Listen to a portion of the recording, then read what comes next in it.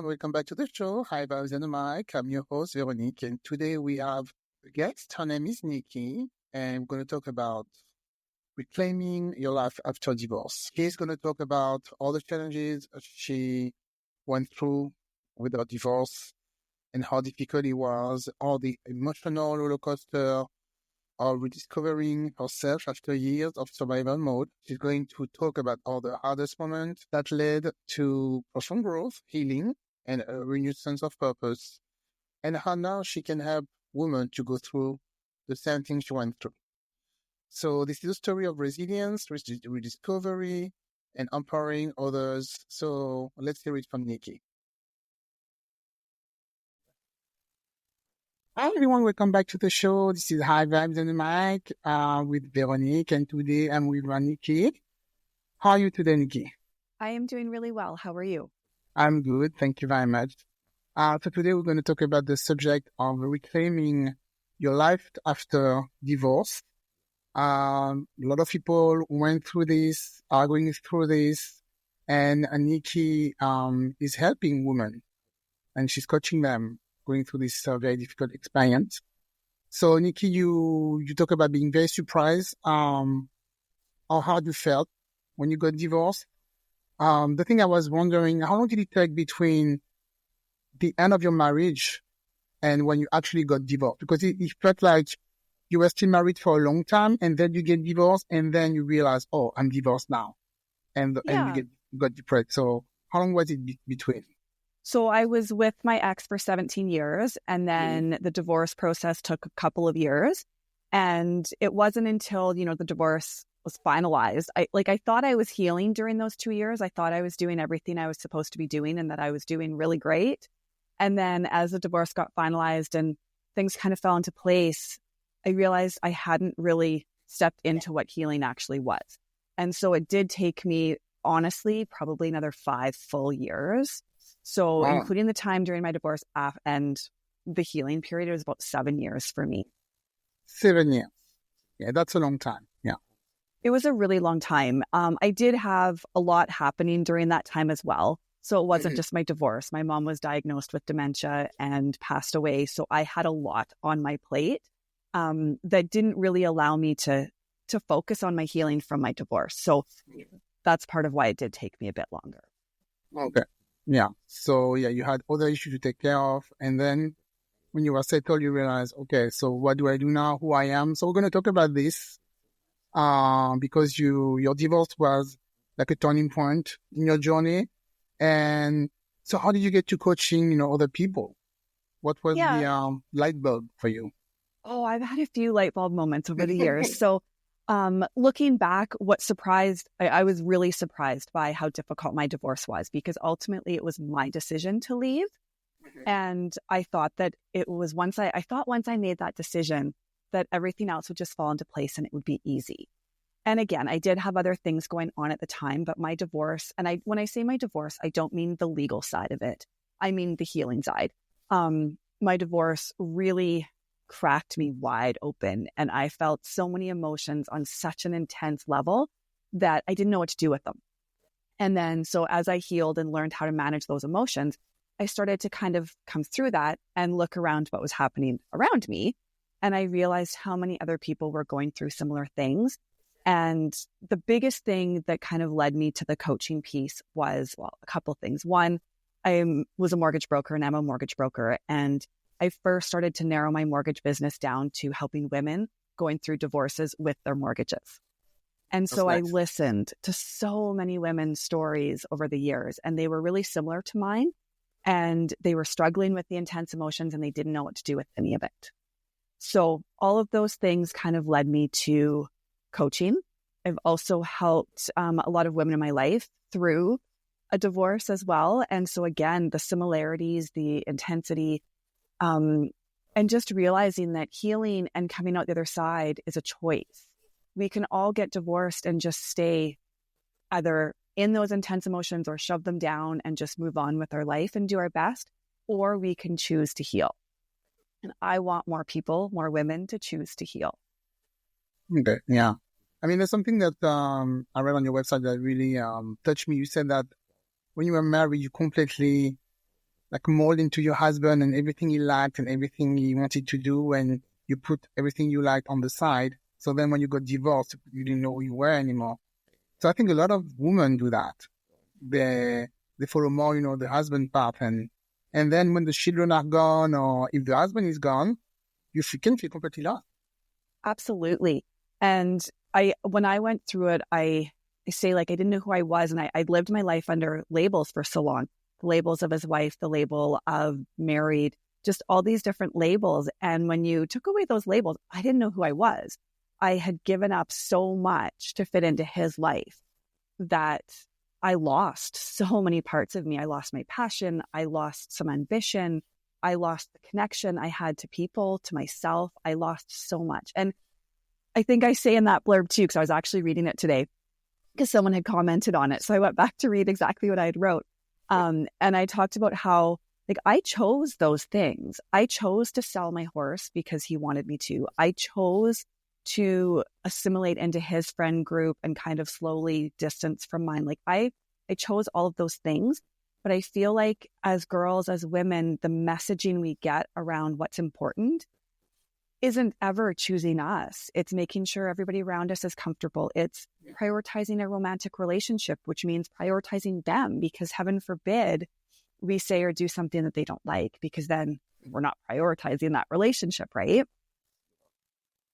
We always put everything before us and overcome like second or third, in life. You talk about healing limiting beliefs. Can you tell us about that? And also regulating the nervous system, how it can help women that reconnect with themselves. Is that part of the coaching that you do? It is. And I mean, I can talk about so much here, so just stop me if you need to. So yeah, limiting beliefs are something that I learned about after my divorce again. And I didn't realize how much my limiting beliefs were directing my life. And even going back to the choices I made in my marriage and my relationship, a lot of those choices were driven by experiences in my life that had created limiting beliefs.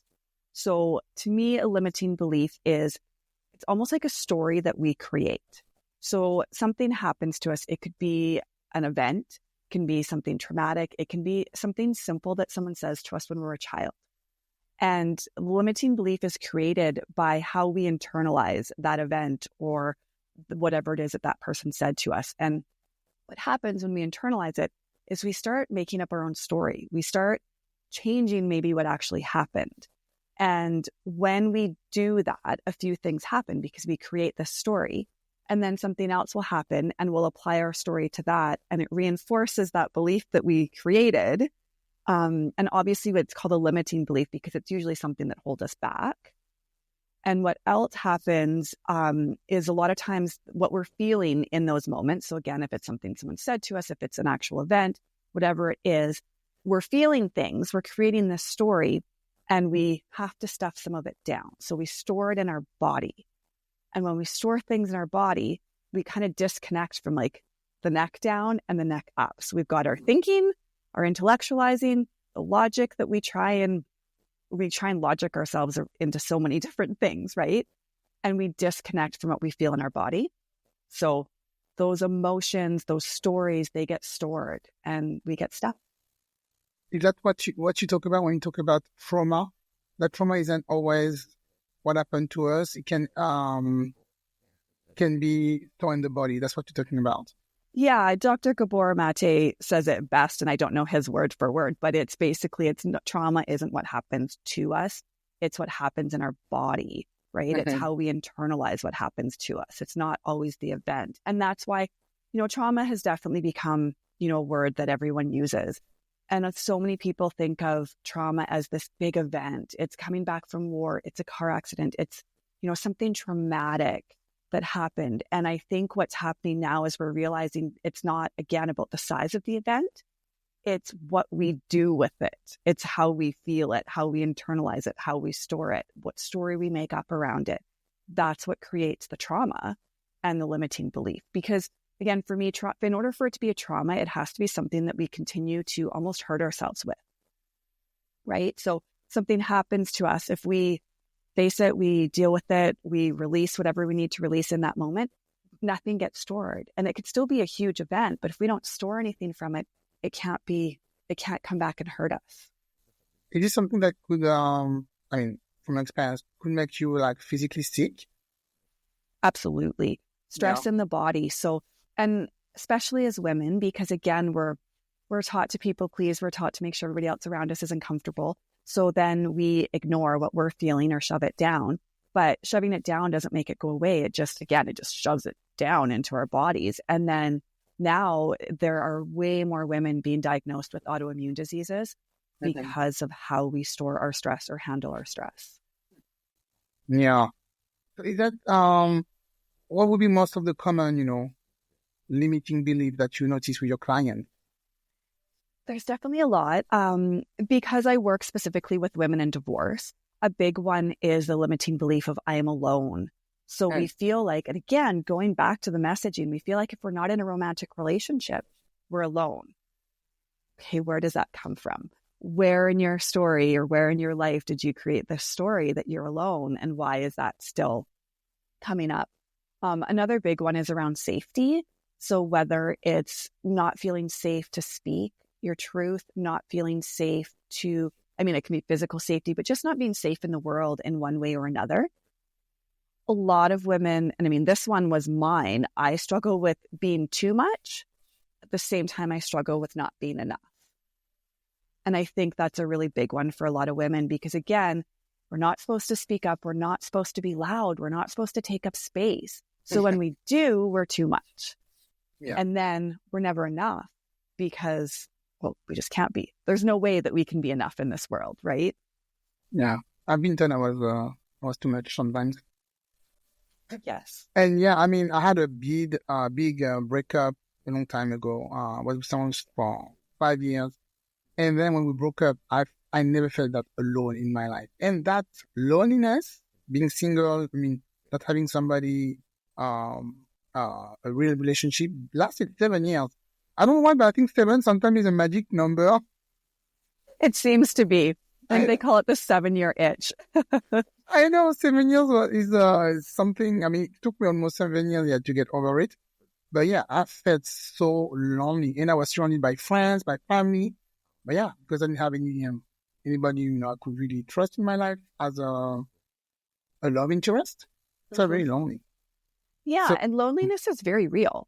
And it's just, again, with divorce, you're going from living with someone and depending on the marriage, of course, depending on the level of the intimacy and the level of that relationship. But either way, like even for mine, I always said I was single married because my husband wasn't there.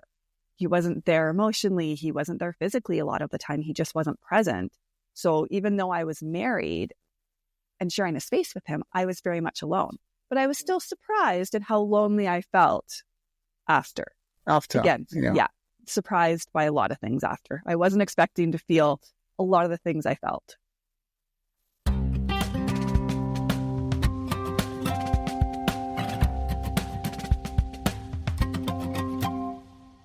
What kind of advice you could give to someone who feels like very overwhelmed and has a lot of emotion?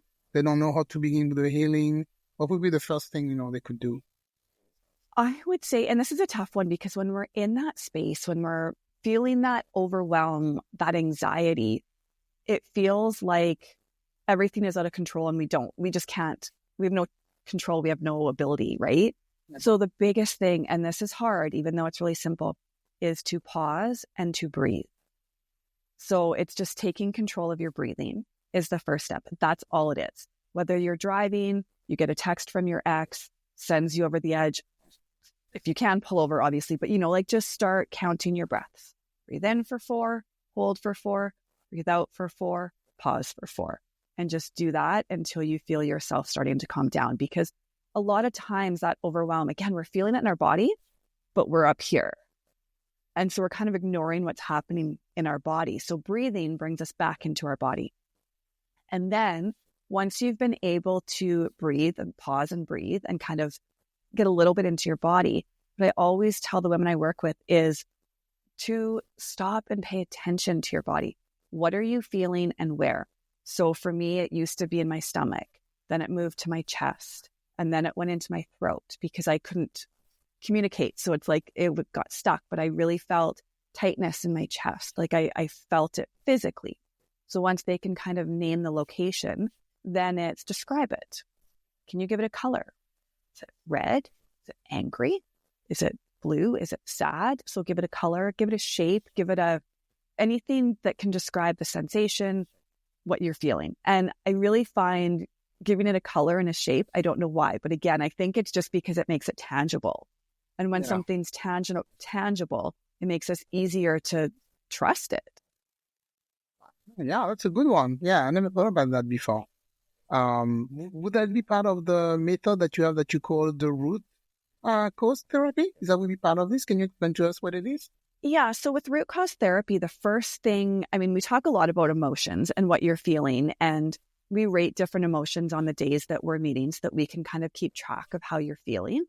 And then we do something, we do some muscle testing. So muscle testing is helping us determine where the limiting, like what limiting beliefs we have. Because, you know, if someone had said to me at one point in my life that, I don't know, I was too much, I would have been like, well, no, I'm not.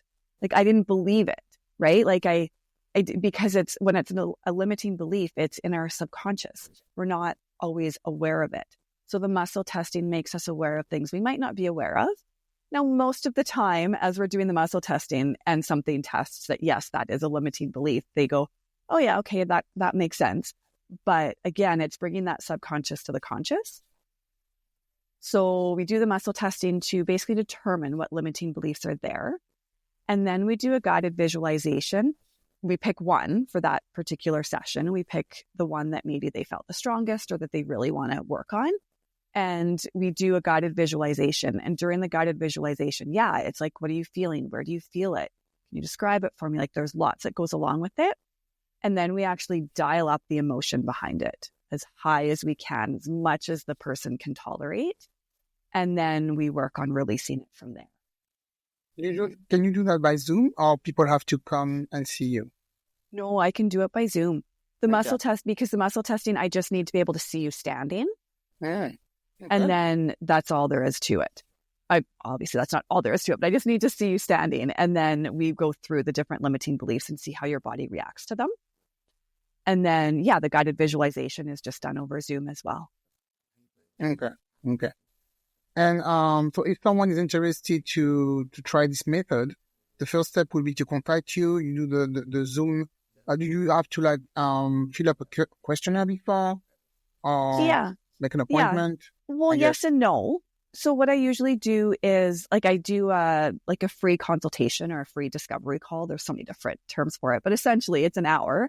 So I do have an intake form, so to speak, where they can just share a little bit about why they're reaching out, so that when we jump on that discovery call, I already know a little bit. So we don't have to spend 20 minutes talking about why they want this, right? Mm-hmm. And then we just talk and make sure that it's something that they're going to feel comfortable with, because it can be really intense. I know when I took the course, I had to, there was a practicum involved, and part of the practicum was I had to be a client for a certain number of sessions. So I had to have it, basically it was done on me. And again, this was last year. So I had done a lot. Yeah. And the intensity that I felt, some of the emotions while I was doing the guided visualization was really eye-opening. But you have to feel it that intensely to be able to release it. Okay. So that will be part of the healing journey. After that, I guess other things will take place. And I think you have a 90 days program, right? For people to that they can follow to start healing. It's 90 days. So it's 8 sessions. So the first 4 sessions we actually do weekly. And that's where we do the root cause therapy. So we want to do it weekly so that we're checking those limiting beliefs. We're doing the guided visualizations. We're working on releasing those things, because we can't really regulate our nervous system if we're living from a place of limiting beliefs. Because when we're living from a place of limiting beliefs, we're not always making conscious choices. We think we are, but our subconscious is really driving a lot of our decision making. Do you think meditation will help with that? Because people are all about meditation. I am about, meditation. Would that be part of also of the program? Absolutely. So when we get into the nervous system regulation, meditation is definitely one of the tools that I talk about. And even with the root cause therapy, there is some integration meditations that go along with it that they would do after our session. Okay. And so what would be like some of the most transformating breakthrough you witnessed in your client after they took that class with you, Do you that program? mean, like the root cause therapy piece or the Yeah. 90-day program in general? I would say first the root cause therapy. Yeah. Yeah, I've had women where they have like a full breakdown.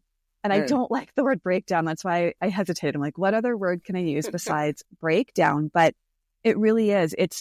They're in such a safe place. We've accessed their subconscious. We've accessed something that was really painful because they stored it. They created a story around it. And, it's been a part of them for likely a long time. And they finally release it. And they're just like overwhelmed with emotion, but not in a bad way. It's like they're just kind of, don't want to say drained, but I guess in a way they almost are, because when that release happens, there's so much relief and you could feel it. So those moments where I just have to give them space is amazing. And then I'll always get a message like, that was amazing. I feel so much lighter. I feel freer. Yeah. Like a big weight has been lifted, right? Literally. Yeah, because even if it's not really your fault, that your fault. We don't know what's going on in their lives, but I know women who beating ourselves a lot. And, when a divorce happens, you're always going to say, maybe I should have done this, I should have done that, it's my fault. And that could be part of that limiting belief that, because of you, the divorce took place. And if there's kids involved also, because you have children, right? Mm-hmm. Yeah, I do. And like, that's the deserving piece, right? And again, for women, a lot of us don't feel like we deserve what we actually deserve. And so, there's a whole piece there too. And when we start to realize, wait, I do deserve this, there's a lot of shifts that happen inside us. Yeah. Because you talk also about alignment. And so you said that what role like do patterns and alignment play in the healing process? Yeah, to be able to truly connect with yourself and align with who you are, not who society tells us to be, not who our marriage told us to be, like who we truly are. So connecting to ourselves and aligning with that is so empowering. And that to me is the ultimate, like healing's a journey, right? Where there's you never get to the end and go, ooh, I did it. I'm all healed now, because life is constantly happening. So even when we're healing, I mean, we're still facing things that can create new limiting beliefs, right? If we're not aware of it. So yeah, it's just really understanding your patterns, understanding your stories, and understanding how those have got you to where you are. I always tell the story how I never used to have anxiety. And all of a sudden I woke up one day and I had anxiety. And I didn't know what to do with it. And I didn't know why it was there. And I'm a huge believer in therapy. So I had gone to my therapist and said, like, whoa, what is this? It does not feel good. And she just kind of sat there for a minute. She said, you've always had anxiety. It just always served you. And now it's not serving you anymore. You don't need it anymore. So now it's almost fighting back. You don't need it. Well, what's going to happen to it? It's not just going to disappear. You have to consciously release it. Okay. So it came out of the sudden from nowhere. Well, it felt like it did, but when she said it's always been there, it had just served me. I really sat there and went, oh yeah, I have felt this before, but I always just I'd feel it and be like, oh, I don't like this. And so I would just channel myself and I would go and, I poured myself into my business. I poured myself into my marriage, in my opinion. I'm sure my ex would say differently, and that's okay, because his story is going to be different than mine. His perspective is going to be different than mine, because we both lived it from our experiences and filters, right? So for me, I gave it everything I had so I just used the anxiety and poured it into things to make me successful. And yeah. And then when I didn't need it anymore, I didn't know what to do. Yeah. I couldn't channel it. Yeah. Sorry, yes. go ahead. Yeah, I was really touched when you said, that you gave away your love for horses. And now that you divorce, you finally find yourself again and you got a horse. You got your horse back. I mean, another one, I guess. Well, and the funny thing is I can't even imagine. Yeah, it's like it just relit something inside of me. And yeah, and my horse now is about as close as he could possibly be to the horse that I sold 20 years ago. Yeah. Yeah, same color. This guy's a little bit bigger, same breed, similar personality. I call him my 1,000-pound toddler because he's just like an overgrown child that is into everything and creates chaos and trouble everywhere he goes. But he's so darn cute when he does it that you just can't get mad at him. So your husband just didn't like horses, or he thought it was too expensive to have a horse? Yeah, it was a couple things. So they are very expensive, okay, and they're time consuming. And I competed. So, I was at the barn sometimes 7 days a week. Okay, I understand. Okay. And so I was there and not with him. And then it was expensive. And I mean, that's still kind of, I feel something inside of me when I talk about that, because I still get angry about it, because I sold my horse. I gave that up when it was the one thing that I had that was mine. Okay. And mainly because, it was too expensive, too time consuming, and didn't like it. He kept all of his hobbies, and his hobbies were equally or more expensive. So it was never about the money or the right? It's like, okay, what was actually going on? And we won't dive into that, but yeah. And mine is more important, and yours is not that. Yes. important for the couple. So I wanted to ask you, what's going on with that green drink that you have every morning? Yeah. I'm very curious. Well, I don't know how much of my full story I shared. So, I lost my mom in 2019 and I lost my brother in 2019. So I had a few years that were really, really difficult. It was like divorce, mom diagnosed with dementia, mom died, brother died. And my brother dying was really just kind of the final piece for me. And I really struggled getting back to living.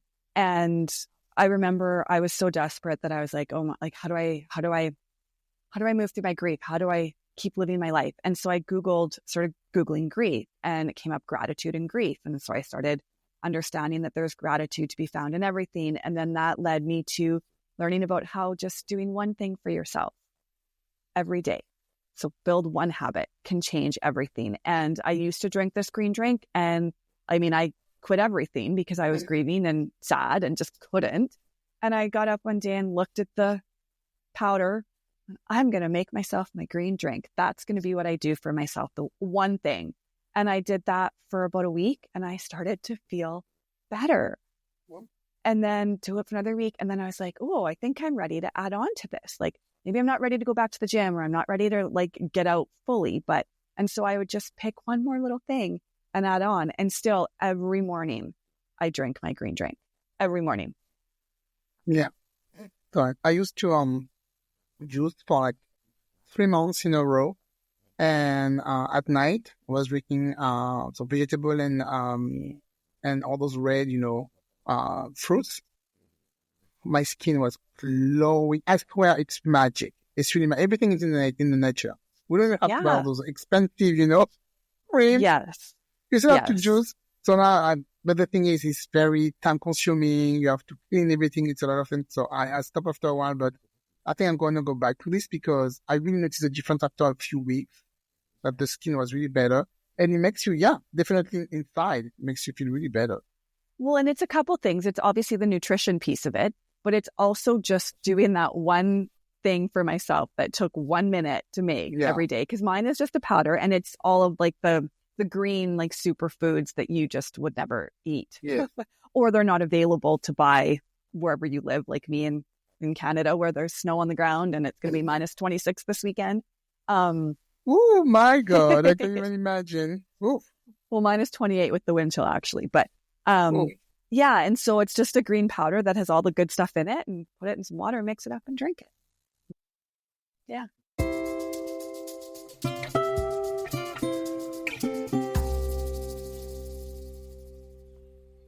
Yeah. So,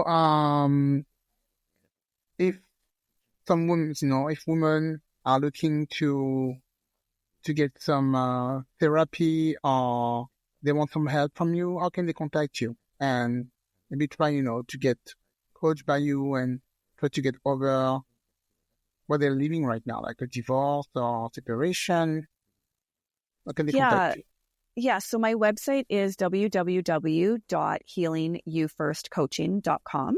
So there's tons of information on there. I talk a lot about the emotional roller coaster of divorce, what it is, how do we get off of it, what's waiting for you on the other side. And then, of course, email. So it's just Nicki, Nicki, at healingyouFirstCoaching.com, not .ca.com. Yeah. And those would be the two ways to reach out and get a hold of me. Yeah, I'll put all the information in the show notes. I'll see also that you put you post some stuff on Facebook also, right? Are you really active on Facebook? Yeah. It's funny. I post on social media. I'm on Facebook, I'm on Instagram, and I'm on TikTok. I just always forget to mention them. So yes, I'm in on all of those things, Healing You First Coaching. Okay. I will keep that anyway. Don't worry about it. I'll do it.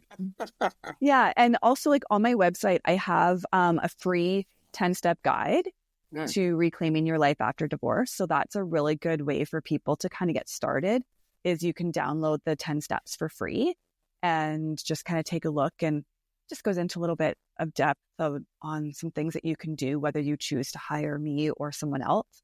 There are things that you can do on your own. Okay. Do you think that you help a lot of women? I do. Doing this? Yeah. I do. I know. I feel like I'm now the coach that I needed. Yeah. Yeah, because actually I never heard about that before, to be honest. Except people who just will say, okay, I need to see a shrink because it's not going well. But yours is really particular. So, and you're talking about that, that root cause therapy, the muscles, the trauma in the body. I never heard about that before. So I thought that was really interesting. That's why I wanted to talk to you. Well, and I think, talk therapy is amazing. And like I said, I am a huge advocate of normalizing therapy. I have my therapist that I go and do my talk therapy with. But talk therapy only takes us so far, because again, talk therapy is from the neck up, what's happening in our body. And if we don't take a look at what's happening in our body and release some of those things, we're never truly going to find that alignment, that connection. Is there anything you want to add before we go that maybe I didn't ask you? I feel like I've said quite a bit. Yes. I mean, I can always keep talking because I love this subject and I love helping women so much. But I'll stop there. Okay, no problem. Well, thank you. Thank you very much, Nicki, for coming. And I was thinking maybe if I had more questions, maybe we can do, when I release when people are going to listen to this episode, the week after, we can maybe do a live on Instagram. That's something new I'm just coming up with. If you have follow-up question, maybe ask, during a live. And if people want to join us or listen, that would be cool. They want to ask questions? I would love to do that. And I smiled when you said that, because for years I've tried to get people to come on, like, as a mortgage broker and go on a live with me, like a realtor and a lawyer, and like, let's answer questions live. And everyone's like, no, I can't do that. So they're afraid. So for me to be asked to do that is amazing. Yes, I would love to do that. Perfect. Yeah, we can do that, and even if there's not a lot of people at that time who are going to do it who are listening, record it, and after I can post it. It's okay. No problem. Absolutely. All right. Cool. So I'll see you soon then. Thank you very much for everything, Nicki. Thank you for having me.